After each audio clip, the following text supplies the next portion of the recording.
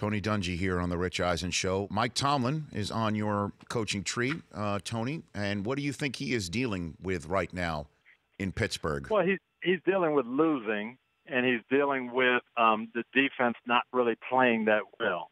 And if those two things get straightened around, if the defense plays a little better and they make a few less mistakes and they win these next two games, all the Antonio Brown social media, all the Le'Veon Bell talk, no one will be talking about it.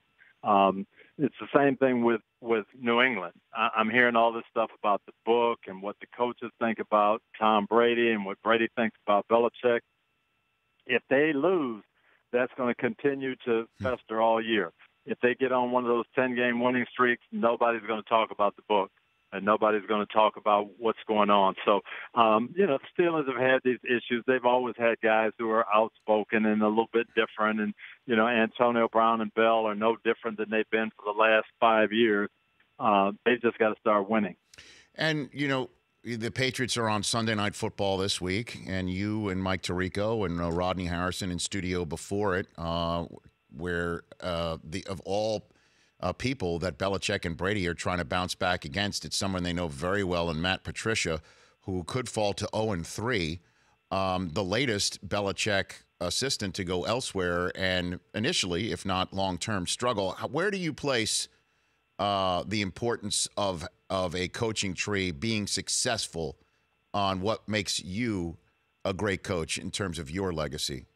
Where do you place that? I think zero. I'm really proud of the guys who work with me. Jim Caldwell going to a Super Bowl, Mike Tomlin going to a Super Bowl and winning, Lovie Smith going to a Super Bowl, Herm Edwards going to the playoffs, Leslie Frazier going to the playoffs.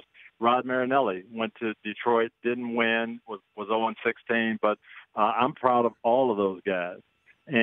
But it's really when you go out and leave, there's a lot of factors. What players do you have? What is the organization like? What's the culture? Every coach, Bill Belichick wasn't super successful in Cleveland. Okay, he is very successful in New England. So it's different. We can't say Bill Belichick's not a good coach.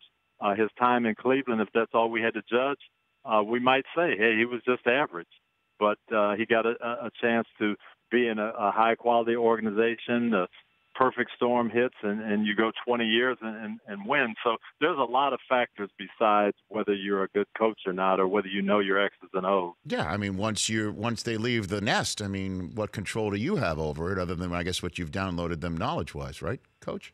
Yeah, and trying to help them through tough situations. And if you're Mike Tomlin, how do you get the ship righted? How do you get people focusing on the assignments on the field and forget about all the off-field distractions?